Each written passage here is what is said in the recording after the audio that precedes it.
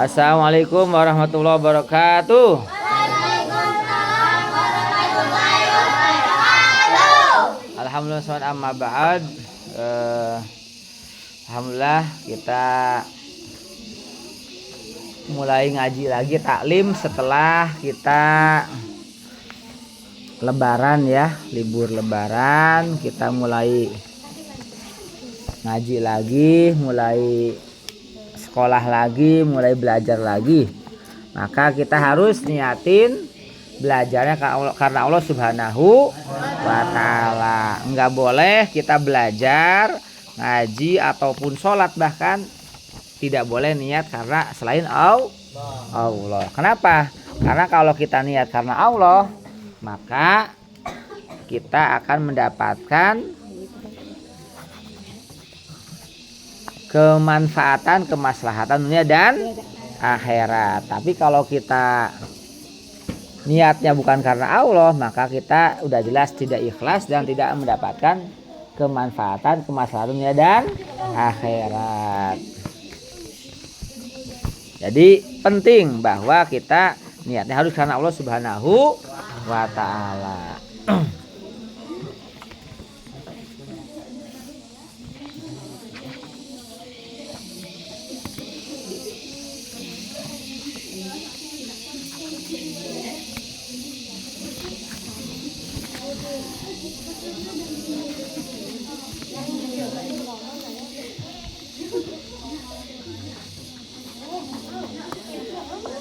Oke, baik. Bismillahirrahmanirrahim.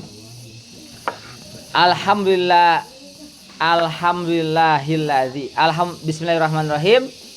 Dengan menyebut nama Allah yang Maha Pengasih lagi Penyayang, kita mulai ngaji kitab Ta'lim Muta'allim. Tulis terjemahnya ini. Dengan menyebut nama Allah yang Maha Pengasih lagi Penyayang, kita mulai ngaji kitab Ta'lim Muta'allim. Jadi artinya Bismillahirrahmanirrahim adalah dengan menyebut nama Allah yang Maha Pengasih lagi Maha Penyayang, kita mulai ngaji kitab Ta'lim Muta'allim.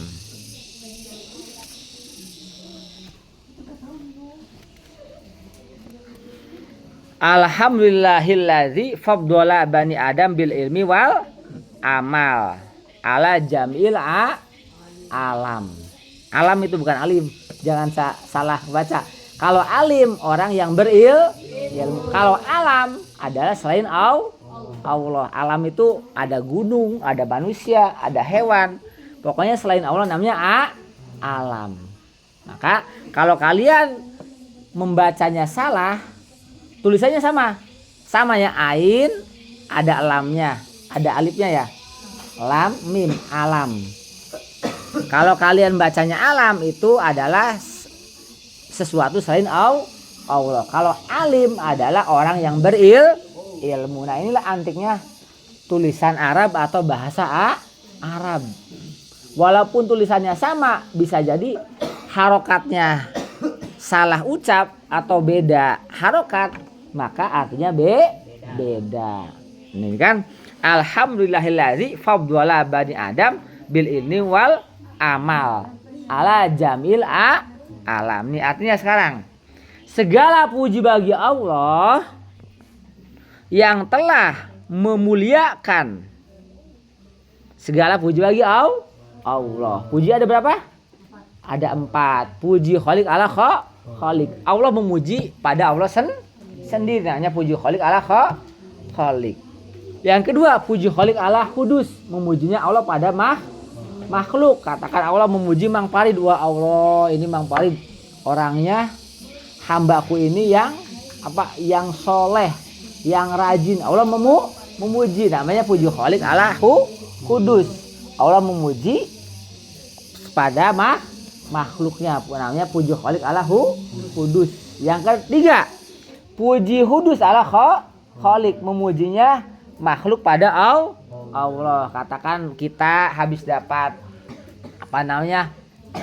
makan MBG, habis makan MBG alhamdulillahirabbil alamin. Kita memuji sama Allah. Namanya puji Hudus ala Khalik. Yang keempat, puji hudus ala hudus, memujinya seorang makhluk kepada makhluk yang lainnya. Katakan Rizky bilang ke siapa ya, ke Caca, aduh cantiknya Caca gitu kan. Nah ini apa namanya, memuji makhluk pada makhluknya gitu ya. Tapi itu semuanya milik Allah. Kenapa? Yang menciptakan Caca adalah Allah. Jadi puji itu ada 4. Puji Khalik ala Kudus, puji Khalik ala Khalik pertama, memuji Allah sama Allah. Yang kedua puji Khalik ala Kudus, Allah memuji makhluk. Yang ketiga puji Kudus ala Khalik, memujinya makhluk pada Allah. Yang keempat puji Kudus ala Kudus, memujinya makhluk sama makhluk. Nah ini namanya adalah semuanya milik Allah. Orang memuji pada orang, yang menciptakan orang siapa? Allah. Berarti yang dipuji sebenarnya Allah. Ketika Rizky memuji Caca, itu sebenarnya memuji Allah. Kenapa? Karena yang menciptakan Caca adalah Allah. Caca mah sebenarnya cuman nerima saja dari Allah. Gitu ya. Nah ketika Allah memuji sama makhluk juga tetap itu ada hakikatnya punya Allah. Kenapa? Karena orang itu diciptakan Allah Subhanahu wa ta'ala. Berarti kembali sama Allah. Nah maka segala puji bagi Allah yang telah memuliakan anak cucu Adam. Segala puji bagi Allah yang telah memuliakan anak cucu Adam. Allah memuliakannya dengan apa? Ada yang tahu? Segala puji bagi Allah yang telah memuliakan anak cucu Adam, atau telah memuliakan manusia dari makhluk Allah yang lainnya. Dengan apa? Bil ilmi wal amal, dengan ilmu dan amal.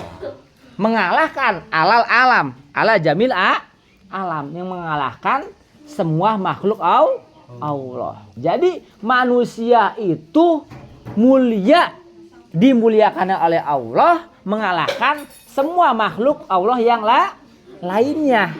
Dengan apa? Dengan ilmu dan amal. Apa artinya?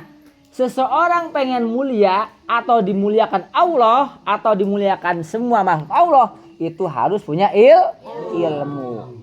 Apakah cukup punya ilmu saja? Tidak cukup. Harus ada aksi. Harus ada konkret, nyata. Itu apa? Ada amal. Amal itu ada perbuatan hasil daripada ilmu. Contoh, kita tahu ilmu an-nazafatu minal iman. Kebersihan daripada iman. Kita hafal. Namanya ilmu.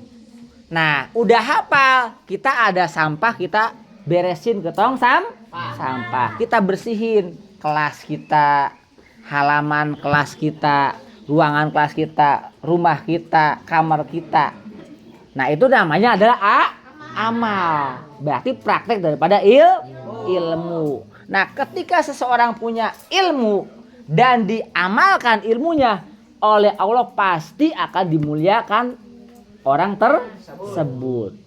Tidak hanya oleh Allah. Kalau Allah sudah memuliakan orang tersebut, semua makhluk Allah akan memuliakan orang tersebut. Itu kalau kita punya ilmu dan punya amal. Maksudnya apa? Ilmunya diamalkan buat diri sendiri, buat lingkungan, buat orang lain. Tapi kalau umpamanya bodoh, apalagi nggak punya amal, ya udah. Allah tidak memuliakan, orang lain tidak akan memuliakan. Nah, kenapa Nabi Adam walaupun bontot di surga, tapi kenapa oleh Allah dimuliakan? Ada yang tahu? Karena ilmu. Karena Nabi Adam punya ilmu dan Nabi Adam diajarkan ilmu sama Allah. Sehingga walaupun paling bontot penghuni surga Nabi Adam di surga, tetap malah yang paling mulia. Semua makhluk Allah sama Allah tuh, hai penghuni surga, sekarang ada Adam, hormatilah Adam, muliakanlah Adam. Semua muliakan. malaikat-malaikat memuliakan, kecuali iblis, syaitan.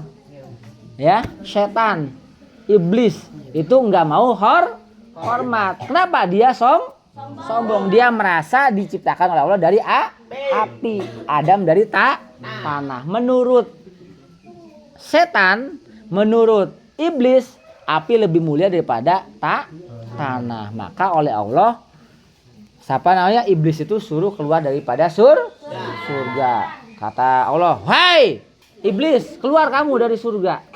Ya, kamu menentang saya," kata Allah. Ya, jadi kalau orang menentang sama Allah, apa itu? Dia akan sengsara, akan binasa, akan merugi. Katakan suruh Allah suruh sholat, nggak mau sholat, dia akan sengsara dunia dan akhirat. Suruh jangan umpamanya maksiat, nah akan sengsara. Ya, maka kita kalau pengen bahagia hidupnya, pertama harus ada ilmu. Yang kedua harus ada amal, mengamalkan ilmu. Maka orang tersebut akan dimuliakan Allah Subhanahu wa taala, ya. Nah, ini segala puji bagi Allah yang telah memuliakan anak cucu Adam atau manusia dengan ilmu dan amal, mengalahkan makhluk Allah semuanya. Wassalatu ala Muhammadin sayyidil arabi wal ajam wa ala alihi wa ashabihi ya nabiyul ulum wal hikam. Sholawat dan salam, sholawat semoga tercurahkan pada junjungan kita Nabi Muhammad sallallahu alaihi wasallam. Nabi Muhammad siapa? Yaitu adalah rajanya orang Arab dan juga rajanya orang selain orang Arab. Kalau orang Arab disebutnya Arab. Kalau selain Arab namanya Ajam. Ain jim mim, Ajam. Mau itu orang Eropa, Sunda, Batak, Negro, Thailand, ya, Konghucu atau apa semuanya, itu namanya Ajam. Ajam itu selain Arab. Nabi Muhammad SAW adalah rajanya orang Arab dan rajanya selain orang Arab. Sholawat tadi selain kepada baginda Nabi Muhammad SAW, semoga juga tercurahkan pada keluarganya beliau, kepada sahabatnya beliau, dan juga kepada siapa lagi? Keluarga, sahabat, dan para umatnya beliau, yaitu kita semua. Nabi Muhammad, keluarganya, sahabatnya adalah sumber ilmu, sumbernya ilmu dan kebijaksanaan. Jadi dari sanalah kita tahu yang benar, yang salah. Dari Nabi Muhammad, dari para sahabat, daripada keluarganya. Kita bisa sholat dari Nabi Muhammad SAW, dari keluarganya, dari sahabatnya, dari para alim ulama. Nah, ini adalah kata pembukaan dari pengarang kitab Ta'lim. Siapa namanya? Imam Al-Alim Alamah Al-Hubir Al-Bahir Al-Fahamah Zil Maqam, namanya Syekh Ibrahim bin Ismail, ya. Atau yang di kitab biasanya Syekh Zarnuji, ya. Nah, ini pembukaan daripada beliau. Ini sebenarnya pembukaan itu biasanya kayak ceramah, ya. Jadi di dalam kitab-kitab atau buku-buku atau kitab-kitab itu pasti yang pertama disebutkan adalah baca bismillah, yang kedua salawat. Nah, di sini juga hamdalah menunjukkan bahwa beliau mengarang kitab itu karena Allah Subhanahu wa taala. Nah, ini sebagai pengingat pada kita bahwa orang bisa mulia kalau berilmu. Tapi orang kebanyakan sekarang tuh pengen mulia, tapi enggak mau belajar, repot. Contohnya lagi belajar ngobrol. Hujan sedikit enggak mau berangkat.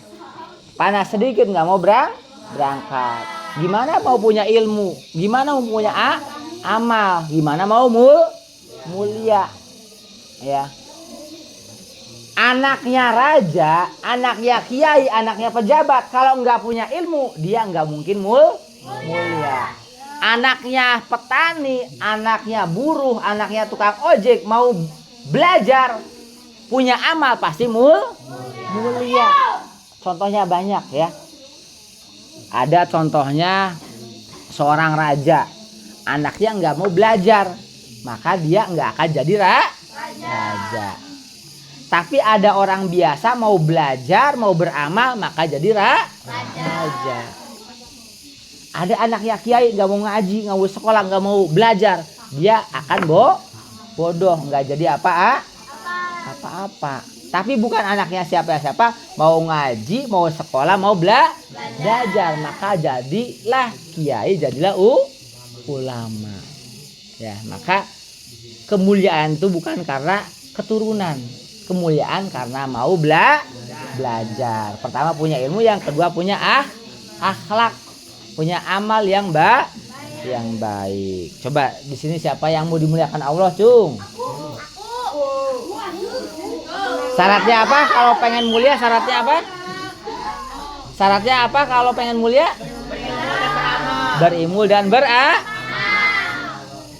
Coba bagaimana kita bisa berilmu caranya? Belajar, sekolah, ngaji, mondok, ya. maka kita bisa punya ilmu. Gimana kalau kita nggak sekolah, nggak belajar, punya ilmu nggak?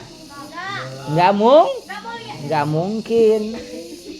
Kalau nggak punya ilmu berarti nggak mulia. Ya, mudah-mudahan anak Cahayati semuanya mulia, dimuliakan Allah Subhanahu taala dengan ilmu, dengan amal, juga dengan akhlakul karimah. Terima kasih. Mohon maaf.